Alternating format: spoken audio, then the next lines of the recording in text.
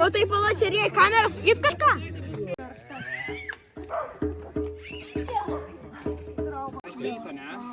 Čia va tu va kaip gimsti.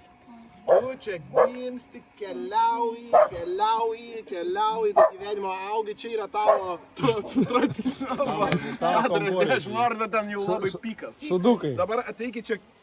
Iš kur gavote tą erelį va tokį? Taisyklės yra taisyklės. Atšok nelaimė. Čia yra ta pelėda žiūri. Ateikit visi, kad matyti. Pelėda. Čia visada prižiūri šitą. Matot pelėdą, kaip žiūri? Tai va, tada tu čia... Čia ką? Radom irgi? Radom. Gyvena pelėda vargšė. Pelėda ten žiūri ir čia tu jau įskleidi savo sparnus. Čia su tavo gerovė sukurta gyvenimą, viską čia pinigėlė yra, karvutės turim. Viskas, čia dabar. Čia viskas jau tu uždari. Ir tada, aišku, kaip gyvenimo ciklas, eina viskas žemyn. Ir čia jau tau yra biški su inkstais bėdos, arba su infarktas, ar dar kažkas tas lūžis gyvenimo. Ir čia yra mirtis. Gerai. Aha, taip žiūriu. Aš nieko nemačiau, labai atsiprašau. Pirmas privalumas yra tai, kad čia yra išliekamoji vertė. Viskas yra labai iš tikrųjų per nuoseklų darbą, per va tokį žingsnelis po žingsnelio. Kiekvieną dieną mes kviečiam tą šventą Joną. Ir rezultatas yra toks, kad ratas kaip yra tokia vat, ir be kampų, toks begalinis.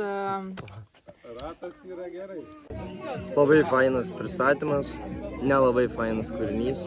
Kadangi Joninė naktis yra viena iš tų stebuklingų naktų. Įsirengi nuogai, apeina aplinkui vieną kitą pusę, neri į vandenį. Prašom ir iškviečiau Jonuką. Kasgi prikviestų Joną, nes tokia buvo tema, nepamirškim, o ne... Ne kitokia. Mes irgi kviečiam Joną. Taip, visi gerai kviečia Joną, bet kas geriau prikviesti Joną? Negu skaisti Janė. Išgelbėk mano jaunystę. Nereikia čia pradėti. Nes pas juos buvo rasti iš tikrųjų skočas, kaspinas ir dar du papildomus. Kaspiną išmainėm su šitais, va, kur skėti turi. Ai, gerai. Bet aš jį pavogiau.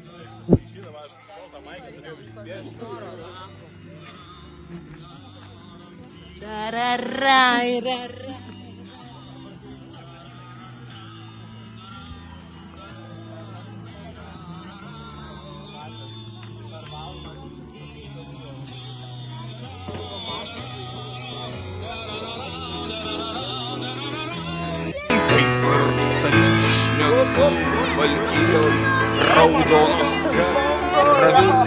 gali, rasa ten laša nuo vėlyvių, lyg dalgio ašmenys gaili ir pjauna širdį tarsi dobila, lyg gyvonies, lyg pašaknų, o vakarais kažko taip tolima, kažko nėra lyg artimų.